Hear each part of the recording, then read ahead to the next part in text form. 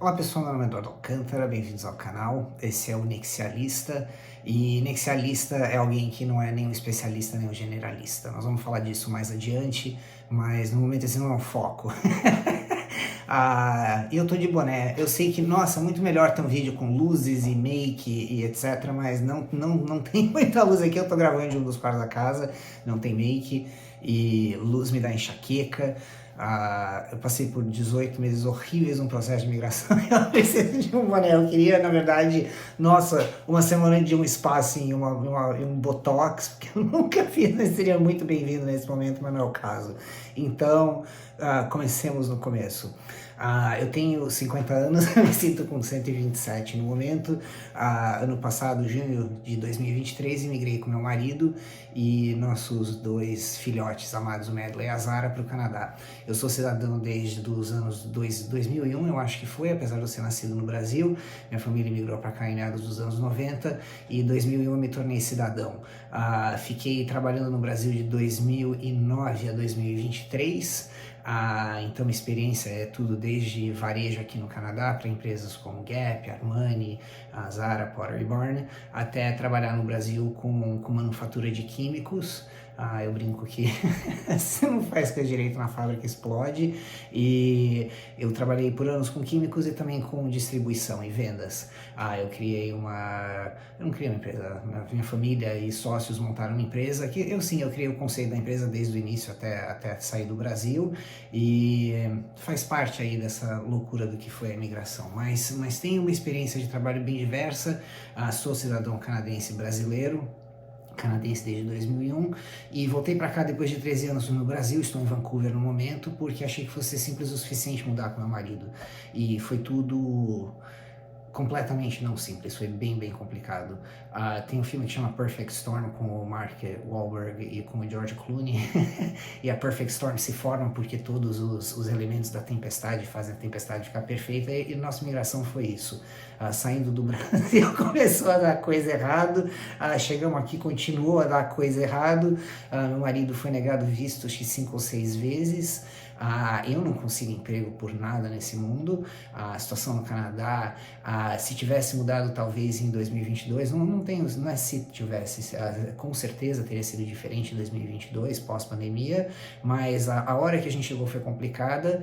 A nossa chegada foi complicada por causa da minha saída do Brasil, principalmente, e tudo foi uma coisa acumulando com a outra, virou uma bola de neve em uma situação extremamente difícil de contornar, ao ponto que, depois de 18 meses de nadar contra a corrente, de tentar fazer tudo para essa imigração dar certo, entender que não deu certo e que a gente tem que voltar para o Brasil. Eu produzi conteúdo por mais de 10 anos no Brasil, já tive aí bastante visualização quando eu treinava pessoal online, etc, para trabalho, e uma vez que eu gosto disso e que eu tenho que me reposicionar do que eu vou fazer na vida, porque eu tô com 50 anos e quebrado financeiramente, consegui me quebrar em 2 países, estou quebrado no Brasil e no Canadá, depois de uma vida extremamente confortável por muito tempo, gente, acontece. A vida tem surpresas, e quando a vida te surpreende, você tem a opção de ou tentar mudar e melhorar ou não fazer nada. Tem várias opções, mas eu vou pegar as rédeas aí das coisas depois de 18 meses muito difíceis e começar a consertar a situação. E parte do que eu gosto muito de fazer é a arte aí atrás é toda minha.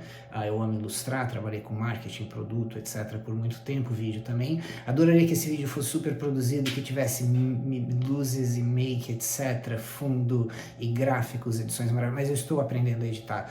Por mais que eu tenha produzido vídeo aí por 13 anos, sempre teve alguém no escritório ou uma agência que editasse, então estou aprendendo a editar pela primeira vez. Já descobri que o editor que eu estou usando não é bem tudo aquilo que eu queria, mas estou aprendendo, e à medida que eu vou aprendendo, eu vou produzindo conteúdo melhor do ponto de vista do que vai visualmente ser. Agora, no meio tempo, eu acho que é importante produzir conteúdo, e se tem gente pensando em mudar para o Canadá agora, é um bom momento de pausa e de entender o que está a situação aqui antes de vir. Tem N situações que estão bem complicadas do que já foi no passado.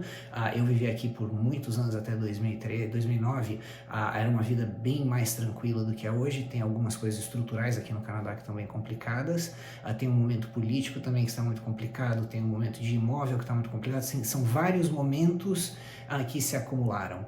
E esse primeiro vídeo é uma introdução aí um pouco, bem pincelada de tudo, numa versão meio telecurso segundo grau, porque como falei, estou aprendendo a editar, etc. Mas vamos fazer uma apresentação sobre o que está acontecendo hoje no Canadá, alguns elementos que foram difíceis no meu processo de imigração, que eu imagino que seriam para outras pessoas também nesse momento, falar um pouco sobre quanto está custando a vida aqui, etc. Para quem estiver pensando em vir para cá, conseguir chegar com uma visão boa do que esperar aqui, porque a situação aqui não está fácil, pessoal, e está caríssimo o custo de vida aqui. Eu sei que a vida está cara em outros lugares do mundo, a vida em todo o mundo aumentou desde a pandemia, principalmente. Agora aqui a coisa está realmente absurda. Eu vou demonstrar aí para vocês o valor que você precisa, inclusive, para estar conseguindo morar aqui. Bring on to the next stage. I mean, I just want to bring Eu me perdi aqui, desculpe. Vamos tentar. O primeiro slide, então, é um mapa do Canadá, só para situar quem não conhece a geografia. A população do Canadá tem aumentado bastante, era 28 milhões, se eu não me engano, quando eu saí em 2009, e já está em mais de 40 milhões hoje. Então, realmente cresceu bastante o país. Um dos problemas, inclusive, que eu acho que a gente tem hoje é que o país cresceu muito sem a infraestrutura crescer o suficiente para acompanhar. Você vê isso muito hoje em cidades como Vancouver, como Toronto, e dependendo da linha de ônibus que você tem que pegar, dependendo do lugar onde você mora, você vê que realmente faltou o crescimento da infraestrutura. A parte toda de estrada, o trânsito todo que aumentou todos esses anos é visível. Quando você fala de Canadá, principalmente vindo do Brasil, eu acho que os lugares que os brasileiros mais conhecem vão ser Ontário, Quebec e British Columbia. British Columbia é onde tem Vancouver e Whistler. Whistler é onde teve as Olimpíadas de Inverno. Vancouver já foi considerada a melhor cidade do mundo mais de uma vez por várias análises. A gente mora aqui em Vancouver, Vancouver realmente é maravilhoso, já morei muitos anos em Vancouver no passado e voltei para cá inclusive porque eu tenho muitos amigos, família aqui e pensei que seria muito positivo voltar para um lugar onde a gente tivesse um grupo de suporte caso algo viesse a acontecer. E só conseguimos estruturar a vida aqui até agora por causa dos meus amigos. Se não tivesse meus amigos aqui, teria sido impossível estender a nossa permanência até agora. E estamos voltando e meus amigos inclusive estão muito, muito tristes porque fizeram de tudo para que a gente pudesse ficar aqui. Agora realmente a situação está complicada devido a diversos motivos.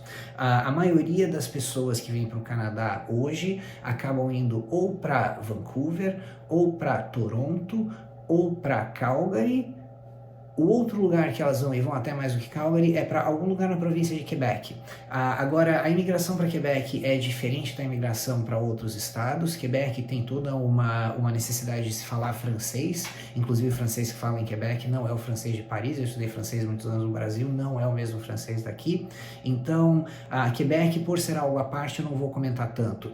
Agora, dos lugares que geralmente você vai ver muito brasileiro imigrando, você sempre teve Toronto e Vancouver, que são lugares extremamente desejados. Eu brinco que Vancouver é o Rio de Janeiro daqui, é um lugar extremamente natureza, nossa, é lindo as montanhas, nossa, ser saudável em Vancouver é a coisa mais fácil que tem, porque é um lugar maravilhoso para você estar do lado de fora, apesar de chover muito, chove 50% do ano aqui, mas é uma delícia estar aqui e você acaba se acostumando a viver na chuva. Toronto, eu brinco que é igual a São Paulo, e realmente já morei muitos anos em São Paulo também, e em Toronto, e Toronto é uma cidade grande, é uma cidade a mais populosa do Canadá. Você vai ver a maior parte da indústria também em Toronto, e é uma cidade gostosa de se morar, porém Toronto é extremamente quente no verão, extremamente frio no inverno. Já cheguei a pegar menos 42 em Toronto, que é bem dia depois de amanhã. Você se encontrar em menos 42 é uma loucura. E então, desse ponto de vista, você tem Vancouver, que é mais ameno, acaba vindo muita gente para cá por causa disso. É uma província aqui que muita gente muda quando vem para o Canadá, British Columbia, Vancouver especialmente como cidade. Você tem Ontário, que é onde vai ter Toronto. Ontário faz fronteira com Nova York, onde tem Niagara Falls. E você tem Quebec, que é absolutamente lindo, maravilhoso. Já fui de férias, mas nunca morei lá. Trabalhei para uma empresa que era baseada também na província.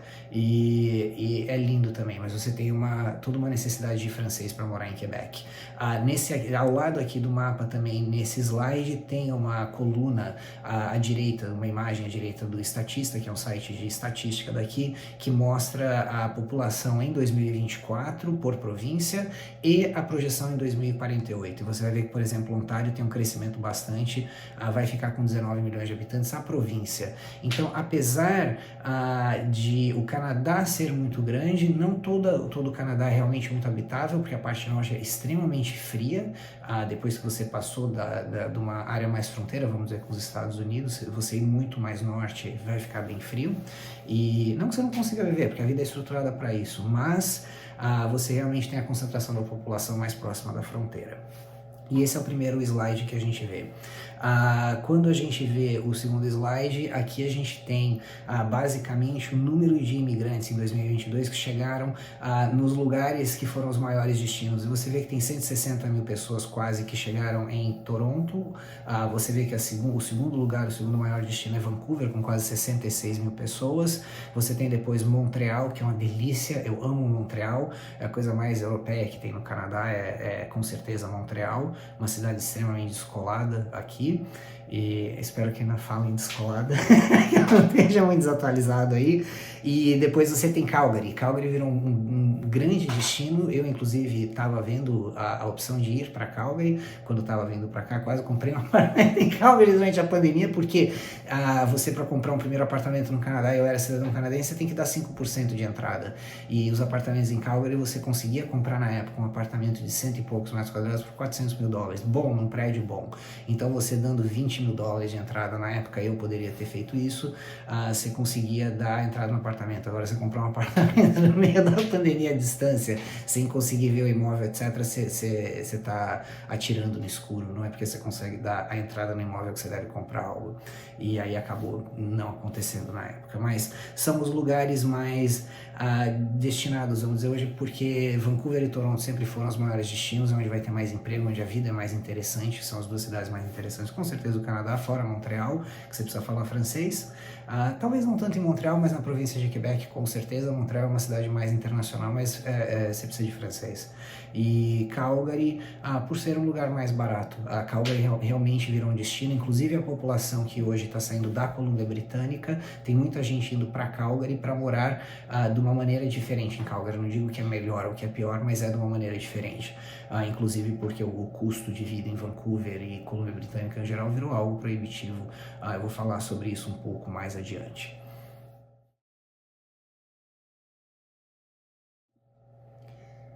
Próximo tópico que a gente vai discutir são mudanças no processo de imigração. O Canadá, como dá para ver no gráfico aí, 2021, 2022 e 22, 23, recebeu um número enorme de imigrantes se comparado à imigração anteriormente. Isso porque, inclusive, durante a pandemia, o número de imigrantes, vamos dizer, não foi necessariamente alto. O Canadá fechou as fronteiras já no início da pandemia, estava tudo travado naquela época, meus pais estavam morando aqui na época, então realmente não estava tendo muita gente indo e vindo, vamos dizer, mas tem muita gente já no processo de imigração.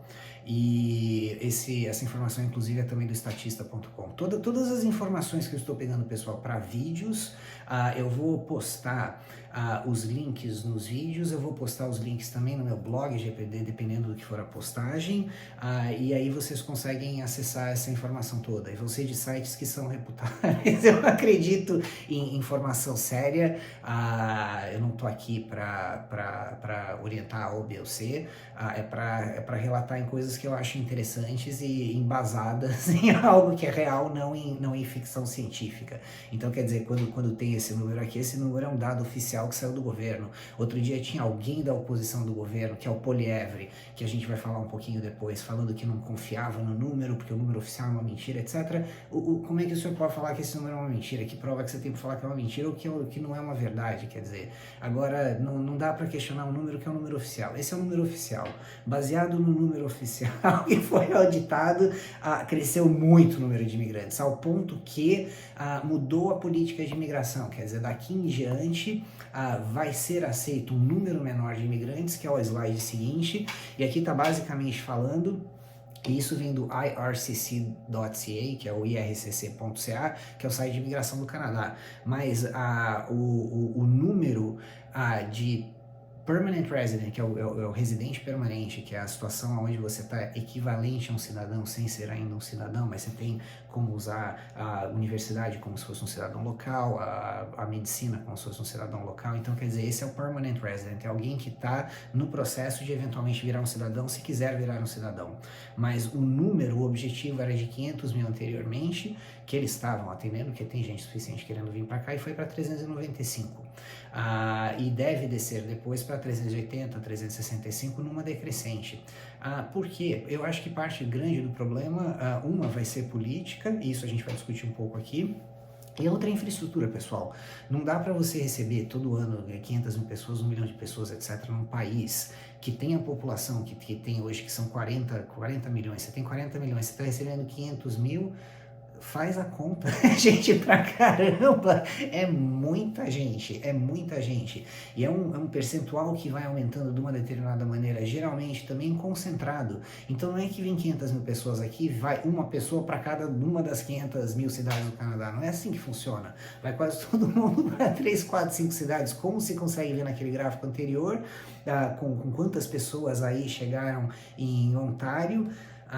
Peraí um minutinho, Toronto, chegaram 160 mil imigrantes só em Toronto. Então, dos 500 mil que chegaram naquele ano, 160 mil foram em Toronto, é mais de 30%.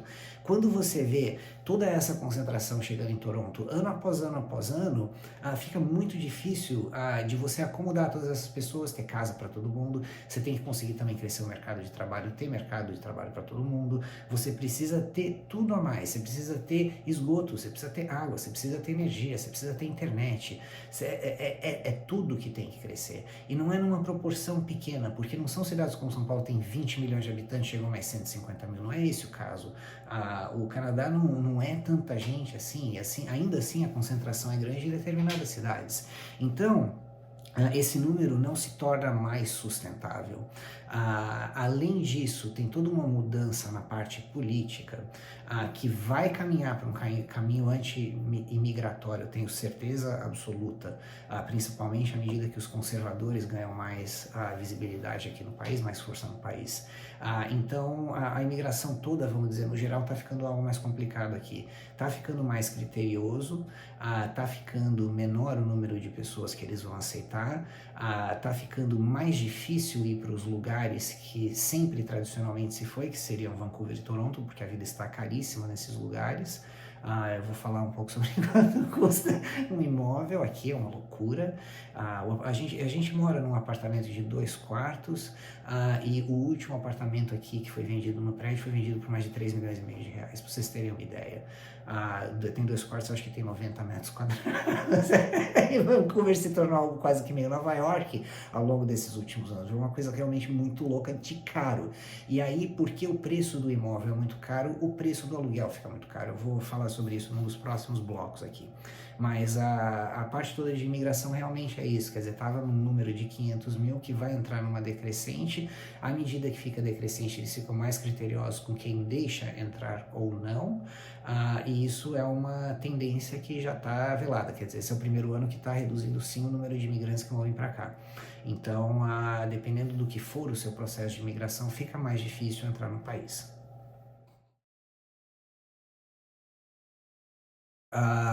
Eu já fui banido do Instagram por causa de política mais de uma vez, eu tenho certeza que vai eventualmente acontecer no YouTube também, mas que se dane, tanto faz. Eu vou falar o que eu quiser, eu tô com 50 anos quebrado.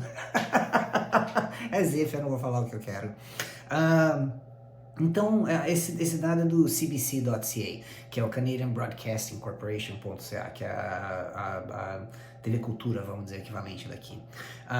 Os conservadores hoje, por causa inclusive para quem não sabe, o Trudeau foi o primeiro-ministro do Canadá por 9 anos, ele está de saída agora, ele na semana passada, se eu não me engano, ele resignou, ele realmente está com uma popularidade baixíssima aqui do Canadá.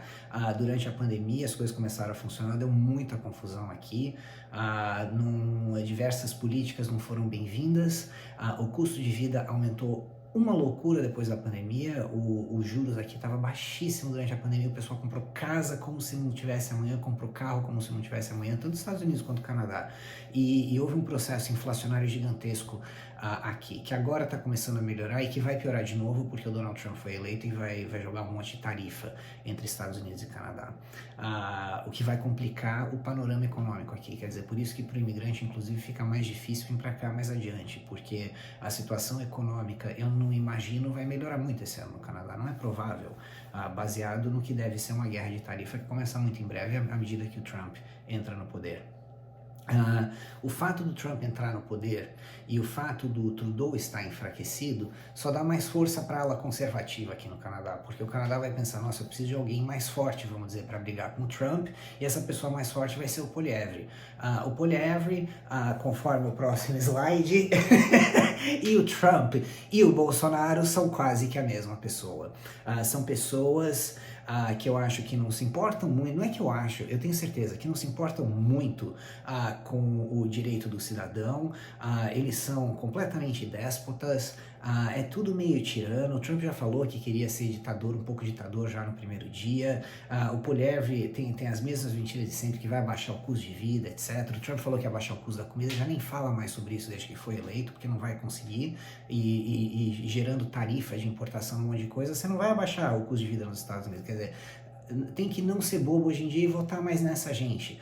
Porém, uma vez que o Trump está entrando e vai ser complicado, uma vez que o Trudeau está saindo, que é completamente indesejado, quem vai acabar entrando em poder é alguém que pode, entre aspas, lutar contra o Trump e que vai ser o oposto do Trudeau. Então eu não tenho quase que muita dúvida que o Pierre Poilievre vai ser alguém que vai ter realmente muito destaque nos próximos anos. E ele é um cara bem antipolítica imigratória. Ele, inclusive, tenho certeza, vai culpar um monte de coisa na parte da imigração. Eu já tenho visto, porque eu acompanho aqui vídeos sobre mercado de imóvel, etc., um comentário latente, vamos dizer sempre por trás de que o imóvel aumentou porque é muito imigrante, não tem casa por causa do imigrante. Não é essa a questão, gente. Eu vou falar de quanto custa um imóvel aqui e quanto você precisa, inclusive, dar de entrada para pagar um imóvel aqui. Não é simples, de jeito nenhum. O pessoal que está imigrando para cá, no geral, não é quem está comprando esse monte de imóvel aqui. E quem comprou na pandemia, porque, inclusive, já tinha aqui algo pré-estabelecido, já tinha crédito, etc., e conseguiu ir trocar casa e comprar casa. E foi fazer isso porque estava baratíssimo os juros. Vai ser extremamente complicado agora, porque o juros está muito mais alto do que teve no passado. Muita gente vai ter que renegociar o financiamento da casa e está todo mundo preocupado. Já caiu bastante os juros, é algo que ajuda bastante, porém, a disponibilidade de caixa solto, vamos dizer, para rodar a economia, etc., não tem tanto hoje. Por quê? Porque a vida está caríssima. E vai demorar para a vida recuar e ficar mais barata. Apesar de pessoas como Trump e como a Poilievre estarem prometendo que se forem eleitos vai ter uma baixa no custo de vida, não vai ser o caso. Então eu acho que vai ser interessante, essa é uma das histórias com certeza para acompanhar aí ao longo do ano, vai ser a questão da inflação. E o que eu acho que vai acontecer é que o Trump, para controlar a inflação nos Estados Unidos, vai deixar o dólar o mais forte possível, porque isso barateia o produto na importação, e isso vai criar um problema para todos os outros países, inclusive o Brasil, porque quanto mais aumenta o dólar, mais caro fica o custo de vida, mais tem que aumentar juros do Banco Central, etc. Então, os próximos meses aí vão ser complexos do ponto de vista econômico, macroeconômico, e vai impactar o Canadá e a vida do imigrante, porque fortalece a entrada de alguém que é bem conservador, enquanto o custo de vida ainda está alto, e se entra num processo onde a economia não está muito forte, já realmente não estava tão forte no ano passado, você vai ter mais problema para procurar emprego, para gerar emprego no país, e aí fica um pouco mais complexo. Outra questão que tá uma loucura aqui é o custo de vida, quer dizer, tá altíssimo, eu sei que no Brasil também as coisas estão caras, mas aqui tá, assim, de cair os buchak, eles falam no sul. Jesus, uau, tá assustador. A gente, toda vez que vai no veterinário, pra vocês terem uma ideia, a gente gasta 250, 300 dólares, e quando a coisa é mais séria, é coisa de 600, 700 dólares, 900 dólares, uma consulta, mais remédios, mais tratamento. E te quebra. Tem 2 cachorros, se você não tiver seguro, e se você tiver seguro de cachorro também vai custar caro. Eu tô vendo se eu consigo inclusive trazer um dos veterinários para uma entrevista. Eu entrevistava bastante gente no canal do Trabalho no Brasil e adoro esses bate-papos, e vou ver se eu consigo trazer alguém, depois inclusive botar legenda, etc. Vamos ver no que dá. Mas tô vendo se eu consigo trazer um profissional de saúde canina e felina para explicar um pouco sobre os custos e o que é ter um pet aqui no Canadá. Mas, falando de algo aí um pouco mais da vida de todo mundo, salário médio anual na Colômbia Britânica, você vê que a média aqui do salário anual, ou que é considerada a média do salário anual, é de 53 mil dólares. Para vocês terem uma ideia, uma das conversas que eu tive com um advogado de imigração, porque eu sou um cidadão canadense, o meu marido, apesar de estar casado comigo há quase 10 anos, não tem como ter um visto só porque ele é meu marido. Eu tenho que aplicar para um visto para ele e eu tenho que ser o sponsor do visto dele, quer dizer, eu estou patrocinando o visto dele. Para poder fazer isso, eu tenho que estar trabalhando e eu tenho que ter um trabalho que me garanta no mínimo 57 mil dólares de renda por ano. Isso é o mínimo estipulado pelo governo, no meu caso como sponsor, para conseguir sustentar meu marido. Que está um pouco acima do que é a média do salário aqui na Colômbia Britânica, que seria 53 mil por cento. As pessoas que estão fazendo menos que 25% é menos de 38 mil, em torno de 38 mil, e quem faz mais faz acima de 78 mil. Os acima os que fazem mais aqui, que eu também não acho que é, eu acho que é bem mais que isso, quem faz mais aqui faz bastante dinheiro. Acho eu. Não tenho certeza, porém essa é a estatística. Quando você vê o salário médio em Vancouver, porque aquilo era a Colômbia Britânica, era do estado, o salário médio em Vancouver é de 69.500 dólares por ano, 70 mil dólares, eu acho que está relativamente accurate, também é uma estatística, é tudo de site de estatística local, pessoal. E aqui eu vou disponibilizar inclusive uma ferramenta para quem estiver mudando para o Canadá, que é um site que chama numbeo.com. E gente, não tem associação nenhuma com esses sites, ninguém me paga absolutamente nada, estou começando esse canal. São sites que eu já usei no passado para fazer alguma coisa. Então, quando eu estou falando aqui que você pode entrar, por exemplo, nesse site para fazer uma estimativa do teu custo de vida, é algo que eu fiz antes de vir para cá para poder ter uma base de orçamento. Então, você vai fazendo, se você acha que você vai comer num restaurante uma vez por semana, teu custo semanal daquilo vai representar 400 dólares por mês, baseado no que é a média aqui em Vancouver, 350. E você tem que fazer a média para isso. Dentro desse Numbeo, eles estimam que uma família de 4, o gasto estimado mensal é de 5.183 dólares sem aluguel. Quando você fala de aluguel, aluguel médio de um apartamento de 2 quartos em Vancouver hoje em dia é em torno de quase, acho que 3.500 dólares, a gente vai ver isso depois. E fala que uma pessoa, uma single person, quer dizer, um indivíduo sozinho, vai gastar mensalmente em torno de 1.440 dólares canadenses. Tem algumas estipulações aqui que eu acho que são bem pequenas, eu acho que o custo de vida hoje está bem mais elevado. Se você for pensar só, por exemplo, num passe para se transportar em uma zona, que é uma região menos extensa, vamos dizer, da cidade, você está pagando 110 dólares por mês, 107 dólares por mês. E quando você está considerando aí que a pessoa está gastando 1.440 sem aluguel, ela está gastando quase 10% só em transporte, quer dizer, é alto. Tem umas coisas que eu acho que são caras. Quando você vai no supermercado de dia, qualquer coisa é 5 dólares, 10 dólares, 20 dólares, tá um absurdo. Então esse valor de 1.440 por mês para uma pessoa pagando telefone, pagando internet, pagando TV, etc., não sei, mas é estimativa. Quando você entra no rentals.ca, que é um site que faz análises de aluguel, ele faz muito report de aluguel, é o que inclusive o governo usa para base, etc., então é bem accurate, é bem realístico o valor. Você tem a cidade mais cara do Canadá, a gente sempre cai nessas furadas, é Vancouver, onde o aluguel médio de um apartamento de um quarto é 2.512 dólares por mês, é 10 pau, e o apartamento de 2 quartos é 3.430. E isso é real, gente, não é que é uma fantasia, um número, é real. E esses 3.430 não é que você está morando num luxo, é uma média. Se você for morar no luxo, vai custar bem mais que isso. Quer dizer, isso é o aluguel de um apartamento de 2 quartos aqui, provavelmente pela região. E isso a gente está falando de um apartamento, a gente não está falando de uma casa, quer dizer, você não tem jardim, etc., é um apartamento. A segunda cidade mais cara fica na Grande Vancouver, é Burnaby, é como se fosse uma coisa ABC paulista, vamos dizer. Você tem Vancouver, que é bem central, e depois você tem Burnaby. Mas em algum outro vídeo lá pra frente eu vou mostrar um mapa, mas não é pra isso que senão vai ficar muito extenso. A terceira cidade mais cara é Toronto.